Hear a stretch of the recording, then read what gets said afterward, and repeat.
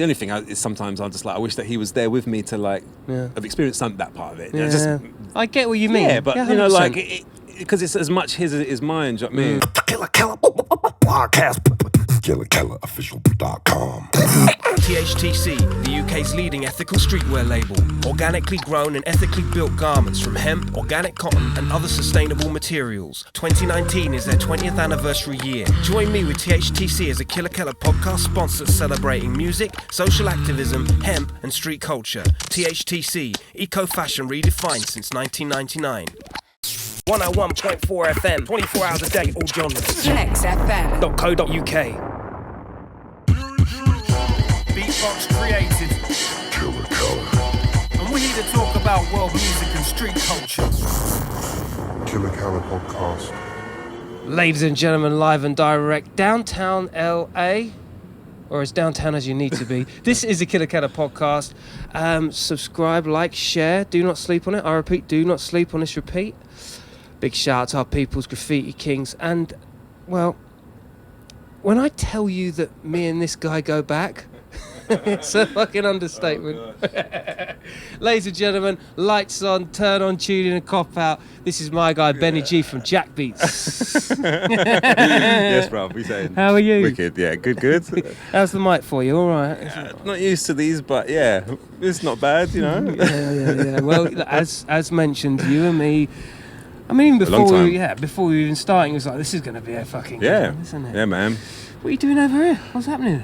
Well, welcome first of all to like downtown Los Angeles. I mean, I've been here for maybe a couple of years, not this spot, but living in LA, I guess a couple of years now. And yeah, just out here working, making music, just, you know, just much the same as at home in London, but just sort of relocated out here last year and stuff, really. And yeah, just loving it, man. How's the work rate? What, like, when you take, for instance, London, and it's like intensity, and then you come downtown LA, like there is a huge contrast. Fully. Right? I mean, like, I've been sort of coming here for like probably best part of over 10 years now, really. Like when we first started blowing up Jackbeats stuff, we started playing down the road, and so friends of ours live still here, and we would just come here. So like, I'm familiar with the area, but I would to and fro to London all the time, like every, you know, few months or weeks back and forth, and the contrast is just, you know, so different. Not only just like the weather and stuff, but pace of life, and you know where we are, like especially being downtown. You know, we're you're right on the back of Skid Row and all sorts. It's just a different environment completely to London, and especially here. But yeah, LA's lovely, wicked vibes. You know it here and stuff, and yeah, man. It's a good vibe, isn't it? Yeah, always, yeah. And like you're saying, we're in close, you know, for those of you that don't know the downtown area, which is quite rightfully so, because, you know, I'm getting grips with it as well. Yeah. So we're within like a square root of like where everyone who would be in production in your world's production, they're all in the kind of close range. Definitely. There's a lot of DJ like sort of pals, like close friends within blocks, like of say like where I'm here. It traditionally always was in the last 10 years, always became a bit of a hub for like, I guess, electronic music and producers and stuff for like the American scene anyway, not so much obviously like anywhere else, but for the American scene, LA became the epicenter. We were always fortunate to come out here and play lots of shows and work out here, and so we just, you know, we had a good network of friends and fam out here and stuff. So big DJ crew basically, like lots, you know, loads of like the sort of current American sort of DJ gang that I sort of roll with, and some of the UK lot too, in and around sort of this area, for sure. It's great when you migrate and you go into a plot that you've always been. It's almost like they come with open arms. It's like because you and me come from a very similar background, and when we have these moments and like. You got these little pockets of areas where we do shows and we do tours, but there's one particular area that really, you know, you migrate to. Yeah, it's definitely. Wicked when you've got like a crew round, isn't it? Yeah, and like LA was that for us. Neil always said, you know, it just resonated outside of London, our music, like back in the day. So like we were really fortunate to come out here quite early on and met loads of friends and good crew, and like from, you know, Slater's are over there. He's like best pal. You're just lots of like closer friends are really in the vicinity and stuff. So that's right. it makes it like easy, especially big cities. I mean, we used to it from London, but you know, when you're like across the the way. It's sort of nice to have like good crew. Yeah, 100%. Well, let's just get into the music thing, because for those of you that don't know, and I'm sure, I mean, we've had Neil on as well, and a bunch of other characters that will have continually referenced Jackbeats. Well, the buck stops here. This is the man right here, right? And between him and Neil, you guys really foraged a sound, and it was. I mean, we'll get into some other stuff beforehand. We got loads of that. We got tons of that. But just in terms of that sound and its relevance to the genre now, like you guys really paved way for the fidget sound of dance music, right? I guess in our early days, that sort of genre was kicking around, so we were like part of that sort of scene, which sort of came and sort of went in a certain way. It did, yes. Yeah, absolutely. it was like I wouldn't say a fad by any means, but just one of those genres that comes and goes as things happen in music. Do you know what I mean? And we were obviously part of that, and that led on to other things. But yeah, like I guess me and Neil spent many years just like.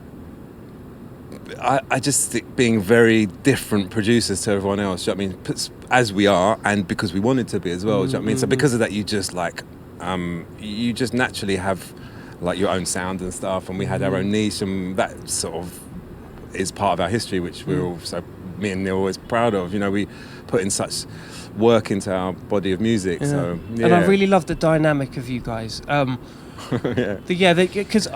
And this is the thing. Of course, because you know Neil for a long time, probably as long as, if not longer than me. Maybe. No, I've known you both the same. Right. So I know the worth of both of you when you come into the fold of the thing. It's not that I can hear the difference, but I know that. Of course. You know what I mean? It's like there's a weight to what you guys had created. You know. Yeah, our synergy like was amazing. Like all the time, you know, we never really argued in the studio. Look, we would debate like. Aaron AC said we once did a session back in the day, like a few years back, and he said he always laughed because me and Neil, apparently, I can't remember, but we debated like, I think the BPM of the tune, like changing like 1 BPM for like, you know, a good half an hour. Me and Neil were just like back and forward because one of us thought it should be fast or slow, and Aaron was just like, I can't believe what these two are like. You know, this is just the BPM of the song. It's on some silly level. Like. You know, that was just a silly instance, but we did used to take the analysis of our music to like a different level. Do you know what I mean? Like, but you can hear that as well. It's almost like, now I remember we talked about this before, like the regime in which you guys worked. So Neil would be in the morning, you'd be in the afternoon. You'd take the production from like a morning to an afternoon shift. Kind of like, I mean, we were both producers separately, so like. I used to love working at nights, really. I had like my own separate sort of studio where I would work at night times. Neil was a sort of daytime work. He was very like sort of 9 to 5. So we would always work together, but I would obviously sort of come to his at like, you know, we would back in the day, we would link up like noon till like 6, 7. Right. And that was Neil's time. Then I would piss off, and then I would probably go back to my studio in West, and then I would start like, I often would do like my evening, because I like the back in for a long time I'd like late nights just because no one was ringing my phone, and I could crack on in the studio, and like the studios that I was in, it was a late night vibe. There was like Bugs in the Attic and loads of other producers, IG Culture, and just like it was late night, 4, 5, 6 in the morning, people playing football in the corridors, and so I would go there and sort of work and come back to Neil. He would work separately as well. We'd come back with our ideas again and then work together, and it was just a constant like together and then apart and back and forward basically. And we just kept pushing like the sort of music. So definitely different hours, but I sort of learnt to work, like grow up and like be a sort of normal person and not sleep all day basically. And like I guess Neil worked a bit late at night as well. We just sort of learnt off each other. Yeah, that's it. Yeah. And I remember when you guys first came together as well. I remember, you know, I think you'd done a couple of you did a remix for me with Revealing Yourself. That was the first early signs of like you guys coming together with the sound. The remix for you was all our early days, because we remixed Trip. That was early days too. Like that's right. And then we started our sort of label. That was just we'll get onto maybe like sort of our history, but it was just after that when we were sort of started our first sort of Jackbeats releases. I guess Trip, Decline remixes, like, and then Example. That's early. Black Ghosts, it's the early mixes basically. And then from the inception of that kind of fidget sound, you went very much more in towards the more minimal house, but it was still kind of like ahead of itself. It had this push and pull of like a 90s kind of theme to it. You know what I mean? We just like, I guess our thing with me and Neil was like, we were just making, I guess always forward-thinking music. Do you know what I mean? We wanted to make music that was pushing boundaries, and like it was also like a hybrid of music. Do you know what I mean? I came from the rave scene, from like post-acid house and hardcore jungle, and then into hip-hop and all sorts of other musics. But that was the main thread. Neil was sort of the opposite. Early backpacker hip-hop, 90s rap, a few years younger than me, and then he came through into dance in the 90s, but a bit later. So we sort of crossed paths, basically. Slightly educated each other a bit. He educated me on a lot of rap, and I sort of educated him on bits of like sort of dance stuff and that, and then we just bridged them styles, so it was a hybrid. So like we were both obviously then turntablist style, so we brought that element of like the sort of looped rap vocal stuff, which became synonymous with fidget stuff, and that era of music. And yeah, we were just about bridging different worlds and our sort of influences, but like kind of coming with something forward rather than something that's already been done. You know what I mean? We just wanted to like, you know, we were both very like, you know, as people, like wanting to pioneer stuff. Not that we were pioneers in any way, but in even details of life, we wanted to make new things and make things, create just something, a spark of newness rather than something that's already been trodden on. But that certainly felt like the case when you think about the attention to detail on the production, and couple that with the way you was. I don't know, it's like finding that right genre that fits, and you guys know full well that there is a quality, a level in which you can actually push the limbo bar up. Totally. Because you're able to you're able to give a bit more to a genre. Yeah, definitely, and it was a bit of a right place at the right time as well. You know, we were just fortunate to hit the first, I guess, whatever you call it, EDM wave thing that happened here. We just got brought through with that because we were sort of blowing up at home in the UK and Europe and here too. And yeah, it's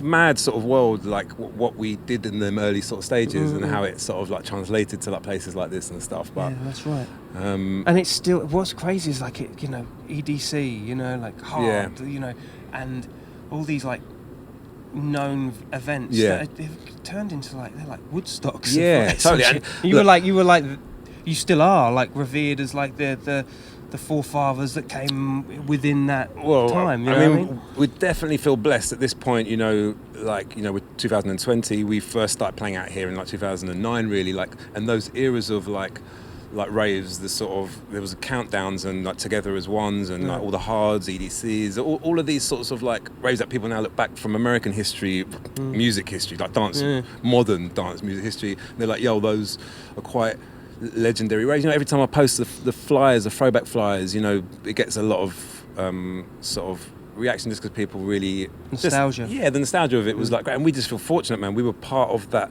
whole sort of wave that happened in America for many years, and we just feel blessed. You have to just, me and Neil were always like, it's the right place at the right time. Our music connected just. And it just won't, you know, and it was a time when the music was changing out here, and we just were fortunate, do you know what I mean? And just like had an amazing wave that we just really enjoyed, like riding, do you know what I mean? And just made tunes and just had fun, man, do you know what I mean? And here I am, like all them years later. But it's just been like great to have our history being quite cemented in those types of events and stuff. You know, we were just lucky to play them all and had lots of good people managing us and looking after us and helping us forge our careers out here and making stuff. It work. So with that in mind, because you know, we'll get into the details of our back history, but we both smile every time, and oh my god, some that is just totally unrepeatable on this show. But actually I got one already, it's just popped up. But no, just in terms of like your lifespan, quote unquote, because we were talking before we went live here, and you know, I was telling you about the podcast. Fucking, you know, career defining and movement. And what's going on with it is like a second wind of like, man. You had this, and I believe you did, because before Jackbeats, you know, you were touring with Plan B, for instance. You were touring with what else was there? There was Plan B. There was. I did quite a lot of different stuff at that particular time.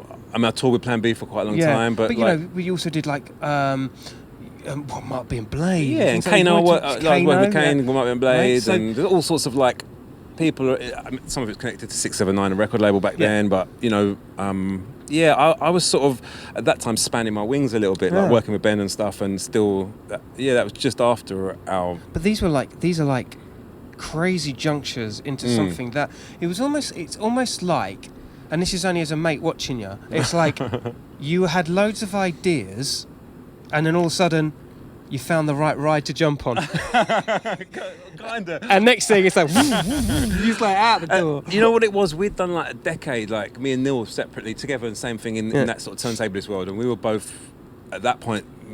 We felt quite in our own world esteemed producers. We knew what we were doing. We'd been making music for quite a long time, but we were part of the DJ world, and we just wanted to spread our wings in that respect. So I think after that sort of, the earlier projects, like Neil was still working with Scratch Perverts, so I wasn't really doing Mixologist stuff. I just was sort of on my own as a DJ at that point. Mixologist, by the way, is his DJ collective, which we'll get into that. Totally. So once that had sort of not ended, but I wasn't touring with that, and we weren't working anymore, and I was like on my own as a DJ. I just was like spreading my wings. I worked with Ben, and that was really good, and I was making music and working with other artists, and we were doing our stuff. And that's right.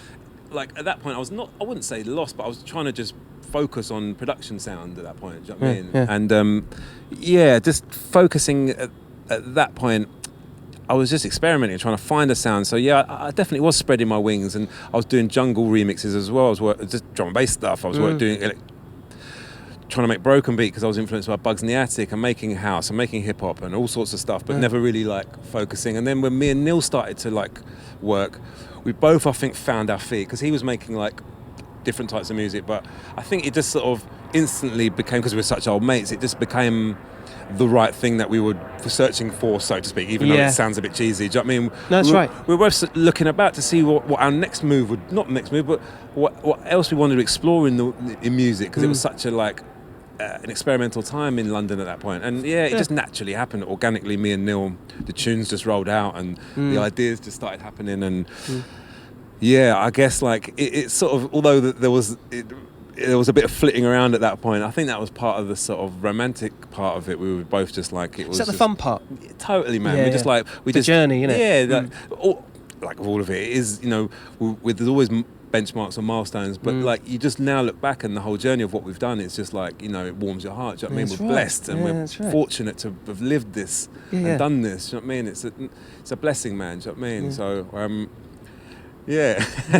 I think that's the way it goes, isn't it? Yeah. When you think the chase is better than the catch. Yeah, in a certain way. But I mean, look, we still all love music and working in our ways in it. But the past is obviously important, and looking back, just you want to sort of stand up and be like proud of what you've done, your achievements and stuff, and look back and just be like, you've had fun, and you've achieved like a lot of milestones in your career or whatever. And I mean, not that that's the be all the end all, but it's good to look back and appreciate what's happened in your life. Do you know what I mean? And but a large part of that's music. Do you know what I mean? So No, it's funny because I remember a conversation. You might not remember this, but I remember a conversation that we had. We were coming back from what we called the No Parents Tour. Oh yeah. This is back when actually, like, I not that me and you would, but most people now come with a big entourage of like camera crews and TMs and all sorts of like, we just took ourselves, not only we take ourselves, but like I think back to that time, we took ourselves with paper airplane tickets as well. It was just like a mess. Do you know what I mean? Like, and because we didn't have any tour manager, agent, or parents, it was a no parents tour. And it got absolutely messy, unfortunately. But there was something that happened at the end of that tour, and you and Trip, MC that was with us at the time, you were in the back of the car. We were heading to an airport to which Trip didn't get on the plane. Yeah, that's right. Yeah, but and we had this conversation, and you said something. You said, do you ever think? And you said it very candidly. Do you ever think about like stopping doing this? So no, we're talking about like 2008. Yeah. And I turned around to you. No, that was earlier. It was before that. Our China tour was 2003. Stop it. Yeah, it was, because I saw some bits. Yeah. Oh my God. Shave another 5 years off. Okay. 2003. But there was definitely. I was like, are you kidding me? Yeah. Are you kidding? Because I feel like you as a person, of having known you for so long. Yeah. There are a lot of things that I think you need to have in place to make a successful thing work. Of course. Like, and I would imagine that in that time when we were talking like that, there was a few fundamental elements that just weren't quite Yeah, totally. fitting. The desire is obviously there. We're all driven, all of us. That's why we've been successful in all of our facets. Do you know what I mean? Because we're driven, and that was there. But you're still, at that point, it was still like, you know, there wasn't a formula to what was going to happen. Like now, there's a bit more. Not that it's any better or worse. Yeah, you know, we can say it's better or worse in the new and the modern era or not. But there was less of a formula. Then you were sort of finding our feet. It was a bit more. You know, you just was rolling it out however it happened. And maybe it's because we was younger or whatever it was, or different environments. But yeah, we were just like didn't know what we were doing really. Do you know what I mean? And it was just like happening, I suppose. Yeah. It's hard to it's hard to kind of equate like what it was like to be in the dark like that. Yeah. Especially in dance music for what it was. Totally. Because we were high. I remember when we went on that tour, there was a lot of mix-up of tunes. Yeah. Like, and I remember if you ever went to Fabric, there would be like, you know, Scratch Perverts would play like dubstep whilst playing fucking MOP whilst playing like drum and bass, and it was like a huge mergence at the time, wasn't it? So there was no structure. Totally. Yeah. And I think that suited our production style as well. Like when we finally started years later honing that into this project and stuff, you know, the structure was good for us because it wasn't structured, and we could just experiment and sort of explode a bit with our creativity and just sort of have that be a bit accepted and stuff. And do you think the structure came with things like Hype Machine, where there was a new level of technology, and you were like, okay, we'll funnel that we can get with that? Probably Hype Machine was definitely a moment. So like the blog scene and then Hype Machine and stuff. So we were fortunate to be, you know, part of that and generated probably our early like sort of hype from all of that sort of blog house era or whatever it was called. You know what I mean? That sort of era seems so long ago now still. Do you know what I mean? We were talking ages ago, bro. Yeah, even that era, it was only 10 years ago. Do you know what I mean? I guess the fidget house that we were talking about. But it flies. Yeah, Flies.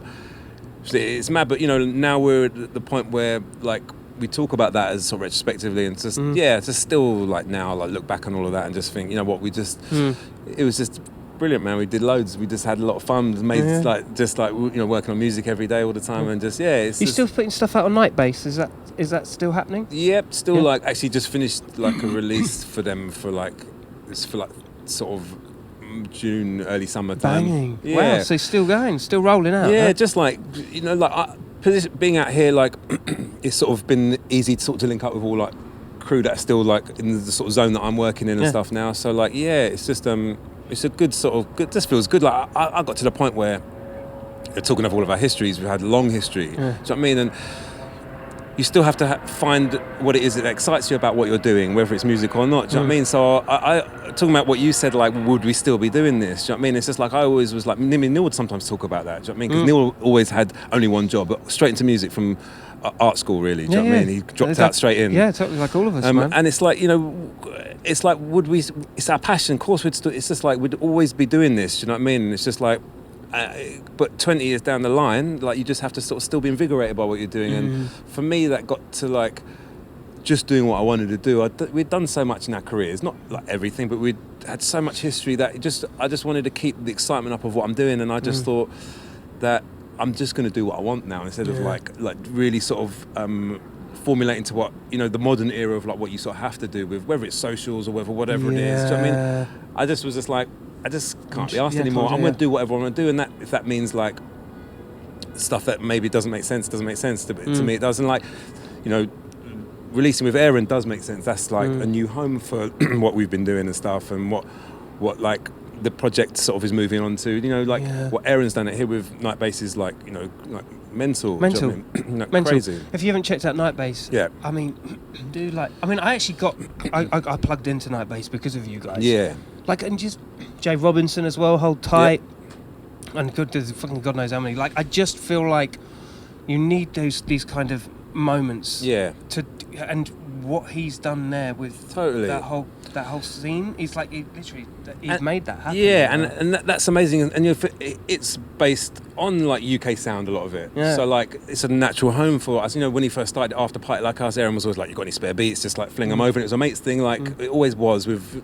Even Owsler, when Sonny signed stuff, it was, mates, what tunes you got, send them over to me. And it's the same with him, and it's just been amazing to sort of see all that happen with him and also be part of that and be around him. And I sort of seen it go and be part of it has been amazing. Do you know what I mean? To have a bit of a home and an identity, because me and Neil never had that. We all just always were on our own, just floating around. We had this unique sound that people couldn't put into a genre. Did London do that for you though? Did that make you feel like an outsider to something that you should be inclusive to? I think London's like, look, I'm from London, born and raised. I mean, I know it inside out. I've lived there for like many years. You know what I mean? And it can get a bit snobby. Like we create scenes. You know what I mean? So like once something comes and goes in a certain way, people get a bit bored. You know what I mean? Not that happened with us, but I think like we were very unique in our sound, and that really helped, because we were just on our own for a long time. But eventually, people do want to like. I think more in the modern era, you want to be associated to a label or an identity. Like you can't just be completely like on your own, as like, you know, which we were for many years, and we liked it. It's an only space up there, isn't it? It's like you want to feel like part of a family and know what you're doing is going to the place. Everyone else had their labels and their groups and their crew, and we were sort of affiliated with loads of people, but we never had like a home. And it's been brilliant to sort of have that with Aaron basically, and sort of start moving into like this sort of a new era of Jackbeats, and have like a home with Aaron, one of my best mates, and he lives around the corner, and the office is there, and it's just, and see it go crazy and really like go from strength to strength and explode. It's just been wonderful, man. Yeah, do you know what I mean? That's sick. And so it's great. Still are you doing it releasing on your own? Are you working on your own now? Because you and Neil aren't. You know, you're not working together. No, anymore. obviously we're in downtown. He's in England. in UK, London. Yeah. Not the location, but you know, it got to the point Neil wanted it. Bit of time out, fam. He's on the second kid on the way. Bless us. Hold tight, Neil. Hold tight, the little ones and Vanessa and that. Yeah, and you know, he's got his family. He's got a side project, and he's building what looks like a mental modular setup, and just living life. Just a ridiculous level of techers that's going on around at the at the Daily House, at the Daily headquarters, the absolute maximum techers. It's too much. Look, I love him with all my heart. Do you know what I mean? I miss him all the time. I'm out here, but like I haven't been back for a few months now. I used to go back pretty much every 2 months or so. I always link up, sending music. His thread is always through the project still. Like I've been doing it for the last few years or so. That's how things happened. Do you know what I mean? And it's all good. I was best man at his wedding. We're best pals. We always will be. And just different, you know, stages in life. And I just took it on and moved it into the newer era. And everything I do with it is with him in mind. Do you know what I mean? Is his head. We had so many hours in the studio together. I know him inside out. We know each other inside out. So like I just still squeeze some of his idea and his ethos and his sounds sometimes, and because it's hard not to into it. It's our project still. It's not my project, and it never was and never will. I've just taken it over. Oh, that's sick. You know what I mean? I love that. It is our project, and I'm just like flying the flag, and I might fly the flag to the end, but I might not. Like we might do some. We're always gonna. At some point, we're gonna write some tunes in the studio together. It might never be a Jackbeats. Because you're boys anyway. Because we're mates. We loved writing tunes together. We had amazing times. So we always said, I'm sure we will. But at the moment, I'm flying the flag, and it's blessed. Do you know what I mean? And I love it. You've always been that character for honouring the projects you're in. Like when I think back to Mixologists, now we're going back now. A lot of you will know what's going on here, right? So Mixologists, they rivaled. They were the. You did. You rivaled Scratch Perverts. It was just not as good, basically. It was just like the same name. It was like, and they were our mentors in a certain way. Yeah. Tony and Joel and Mark and everyone were much older. From the Scratch DJ era. Yeah. So we're talking about turntablism between 2000 the 90s. Yeah, into late the 90s. 2000s. Yeah, exactly. Yeah, so all through the 90s, because you know we weren't doing it early 90s, but I was raving really. But I got retrospectively into like the early 90s like turntable stuff. He jumped into this motherfucker like it was just another day. He's like, I'm going to scratch now. I'm scratching. And this is how we met. We met in 2002, you know. And I think around then, exactly. It was around then, wasn't it? Yeah. Maybe a little before. It was Scala era, wasn't it? Yeah. Scratch era for those of you from London that know the deal.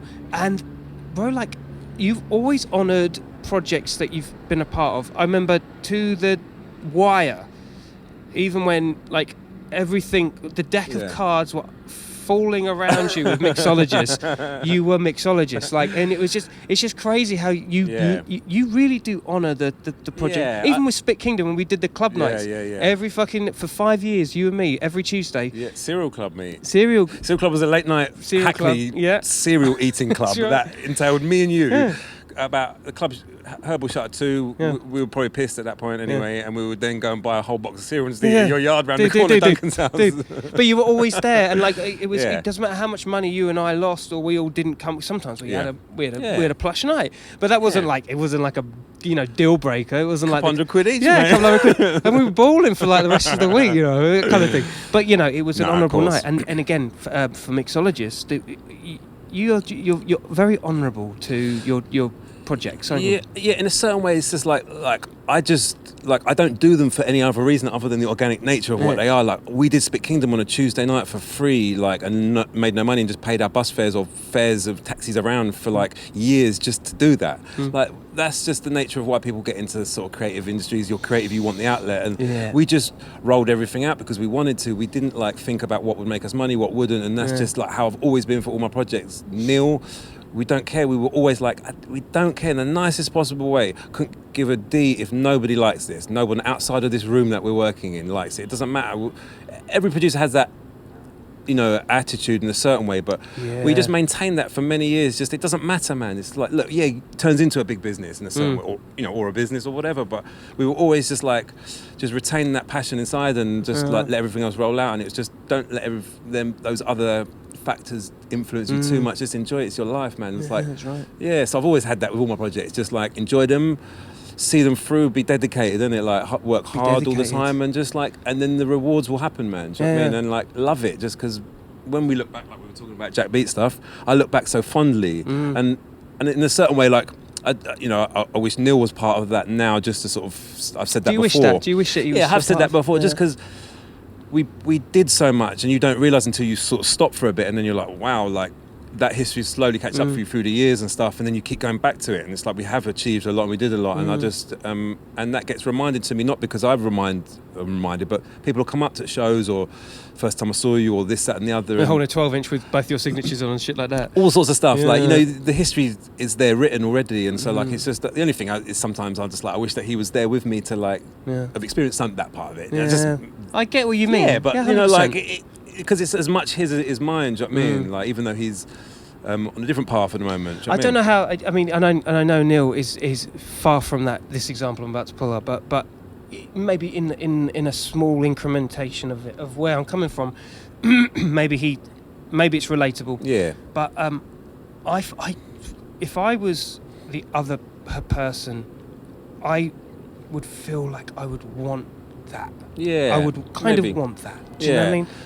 Look, but it's horses for courses, isn't it? Look, he's got a beautiful family. Do you know what I mean? And another kid on the way and all sorts. And look, it's all love. And sometimes just. Yeah, I selfishly feel not selfishly, but just it would be nice for him to have sort of in a certain way been part of the rewards in a certain way. Just read a bit of the sort of history of rewards, do you know what I mean? And not that you need a pat on the back for any of this at all, do you know what I mean? But it's lovely to know that. Do you think he knows it? Touch people. Do you think he knows it? He must know. He must know how much he follows what I tell him what I'm up to, he knows what's going on, and of course, that's so sick. That's so sick. We had such a special time together that we know that we did a special thing for it's good. But we were doing it for 12 years together, over a decade, like that, as in a duo, and we just had such fond memories now when you look back. So of course I'm sure he looks back fondly, just like me, and I'm just fortunate to still be pushing the flag and still be, putting music out and doing stuff, and just those rewards from what we did and just the sort of our history has just been great to sort of be part of, man, and sort of have that, you know what I mean? And he knows though, man, he's I learnt my hard work in a certain way. I'm a hard-working person, but I learnt my extra level of hard work, the sort of, that extra level that it takes from Neil. Yeah. Do you know what I mean? I've been pals with him for so many years, even from the early DJ days. And my first thing I remember, he won't know this at all. And I don't know if he'll see this, but exclusive. I remember. Do you remember his flat with Tony in Bethnal? Yeah. Whenever that was, 99, 2000. Cream walls. Yeah. Lots of cream. It was before. Actually, it was 2000, 2001. It was before DMC's 2001. We was just going through each other's routines. So I was playing him stuff. He was blah blah blah. And I saw on his table, he had like just a list of stuff that he'd been doing that day, and it was like 9 till 10 he was working on the virus, I think, and then 10 to 11 his MPC, and 11 to 12, and it was just a list through the day. Like my day consisted of like, like 4 p.m. till like 6 a.m. just like in like my studio, just going like nuts. And I was just like, no, what, you know what I mean? Like, this is like the dedication levels that I thought I was dedicating. I knew what, like, I was just like showing up was enough. But when kind of not showing up, but just like, like we all had a propensity to learn, and we were switched on, and we're deep tech people here, all of us. Do you know what I mean? For years, all of us studied just deep in that world that we wanted. So we had that propensity, but like he showed me that you have to harness that proper. Do you know what I mean? You've got to really be dedicated and not box Give it, it but it's just a discipline. Yeah, exactly. Like sort of proper, like the discipline from the drive. Like, I learned from Neil a lot of that. Like technically, obviously, like we learned amazingly gifted, but we learned of each other in other ways, obviously production wise. But just that drive, I remember, and then seeing that, and I was like, I have to do that. And so it took me years to write a list, like maybe 20 years to now get to like doing like the hour by hour. I've got my list of to-dos now, hour by hour. But that was just for me, opening my eyes. And I think not just saying that, Neil, but that's I think you need that in this sort of thing to stand out, really. You just have to sort of be like, everyone, I guess, is sort of doing it, and like we were doing it before DJing was like, not to be cheesy, but cool. Like we weren't being DJs or producers to be cool. I get you. Yeah, different eras, isn't it? So, it would have easily been done for us to just be a little bit kind of wayward and do things a little bit bohemian and not think too deep about it. But when you actually apply some work ethic to the shit you do, and you structure it, and like there's a lot of things that we don't want to do, but if you get them that shit done at the start of the day, then you can get into the other stuff. And he's methodical, so like the method, like I just learned a lot of like how to manage the business as well in that respect. Even though I went to university, really, I got a business degree, I still was struggling to like work out how to turn us into. It's because you were creative. Not like sensitive as fuck. But like look, that history that we have was amazing, and he's still part of that, man. Do you know what I mean? Like he's just always will be, basically. It's just like I didn't do it on my own. Do you know what I mean? It's just like I'm just here. So it's good. Do you remember? All right, little footnote in the conversation. Do you remember when we was coming out of Herbal for the Spitkingdom nights? We must have been easily into our 4th year. Yeah. And I had my V5. I had the V5 hooked up through Patsy. And it was on and popping. Do you know what I mean? Taxi Ken's it in the house. All right. So we had this fucking V5, and you're going to remember this, aren't you? We get out of Herbal, and we're driving home. Yeah. I'd only had maybe a fucking one glass of anything for the whole night, and I'm driving along. We go on the Harrow Road, and then out of nowhere there's this massive shot bang. Yeah. At the side of the fucking car. We pull up, don't we? Yeah. And we casually open the doors. It's a freaking quiet road, and we look round. Well, what the fuck was that? You sounded like someone was shooting at us. Yeah, properly. We thought, because that time on Harrow Road, it was like Moody. Yeah, Mozart was around there. Yeah, that's right. Yeah, Moody. And we looked round to your side Westwood, of the door. Isn't it? Yeah, it was Westwood. It was a Tim Westwood moment. And we looked round, and on the back rim of your door side, there was this massive indent that looked like a fucking. It was so close to going through the whole of it, already lost a bit of paint. And we just looked at each other and we were like, get the fuck out of here. Fucking back into the car. I mean, Mrs. loved you after that one. Dude. Yeah. I remember that so well because it was just like a total moment of fuck, man. Yeah. I mean, I could have lost Benny. Yeah. You could have gone straight through the window. Yeah, that was mad, yeah. Those sort of times, driving back from Herbal, and it was just it seems like different, era now, a whole nother world of time, wasn't it? Totally. So many. I mean, we could stories for days on that sort. Yeah, it's a whole nother podcast. Even that little era there. Yeah. I dug out.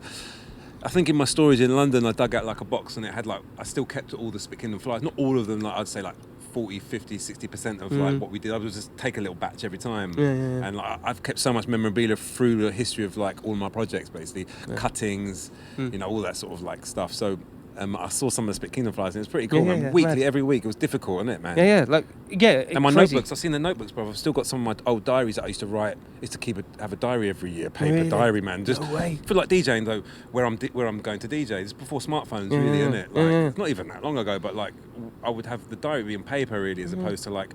Because phones were just texting only off calls, really. Like That's right. Yeah, it was Nokia business. You know, so no, that's going on. and yes, pages of all of like the lists of guests because we were just pulling all our phone numbers and all our resources. Crazy. And But I still do that now with the live show every month. Yeah. It's like it's the same sort of principle as what you apply to a club night. And if it wasn't for what we'd done there, yeah, man. do you know what I mean? We wouldn't be like.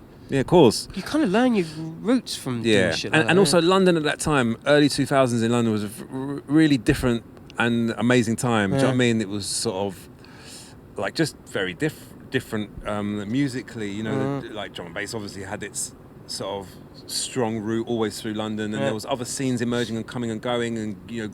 Garage had left, and grime was early grime, Sublow, and all that was coming, and Ford was happening, and all sorts of like different scenes. Yo-Yo was popping. happening, So the rap, Shout the hip hop, Seb and Leo, and all that. Seb and Leo, big up. Exactly. Like it was a really, really interesting time, and like we were our herbal thing. We were touching a little bit on the vibe of what was going on at that point. LAPD as usual, just like constantly like the goddamn choppers. ghetto birds. Just drop the mic and go. yeah. You win. But yeah, we had our own little niche, and it was just, you know, it was an exciting time really because Fabric was on, and it was the Fabric meeting place, the 5 a.m. bar at the top bar. Do you know what I mean? Dude, totally. And yeah, it was just. I remember fun going outside after the club night, and it's just like a round full of like illegal taxis and mental times, yeah. Kingston Road, just bustling madness. The UK club scene was bustling, and it was just, you know, it was another era of UK club scene, and we were, it was a really different time, and I take that all through with me, everything, from herbal to fabrics to all mixologist stuff to the battles, the DMC battles, to everything. You always bring it through, whether it's into the production or whether it's, you know, when I'm DJing or whatever it is. It's just this out of history, and it's like.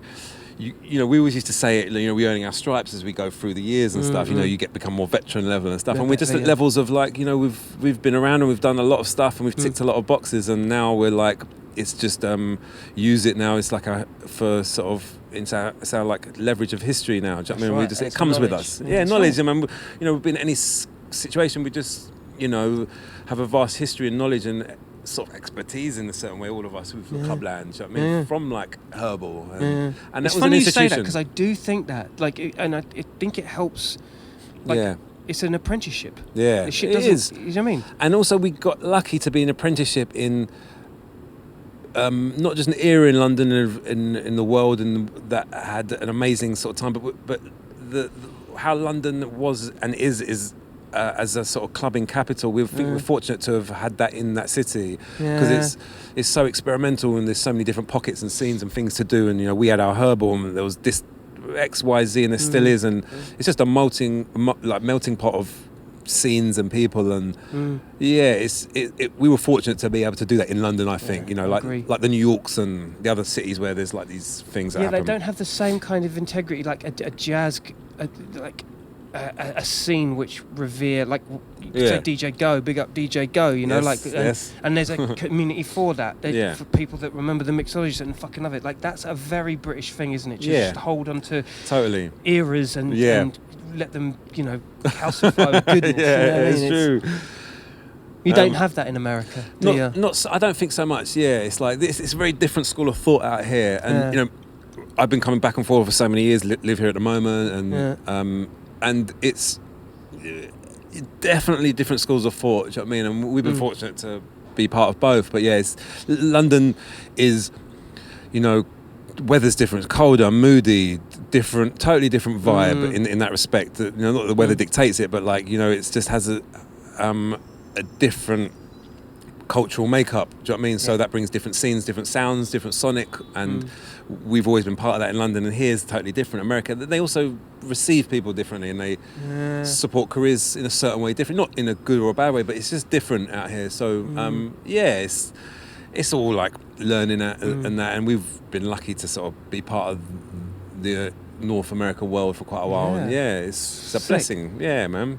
You can you see yourself being out here for all the rest of your seeing my days, yeah. the sips on the porch and shit like that. Can you see that? Can you see it? Not specifically right by Skid Row, but yeah. Look how you're not impressed. Come on, skyscrapers and Skid Row. I mean, like I've always loved LA. Like I say, we've been coming here for years. Yeah. My girl's out here.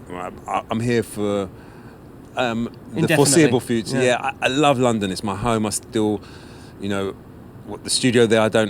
I have access. I share the studio with Melody. And Hugh Redlight, Mark Ralph, that block. I sort of go back. Some of my stuff's still there. I go back. Can use that studio when I go back. Me and Ryan were sharing for years. So I still have that studio there, and I still love London, and I've got friends and fam there. But home's here now for the time being, and I love it out here. Yeah, and I just fortunately get to travel back home all the time, and living that life between London and LA, it's fortuitous, man. Do you know what I mean? I get blessed to be able to go back and forth. And be able to like live a life where I can do that. It's fortunate. Do you know what I mean? I don't count my blessings. Do you know what I mean? So, but for now, like LA's like it's happening. Yeah, the sun getting rid of the sort of studio town. The studio town.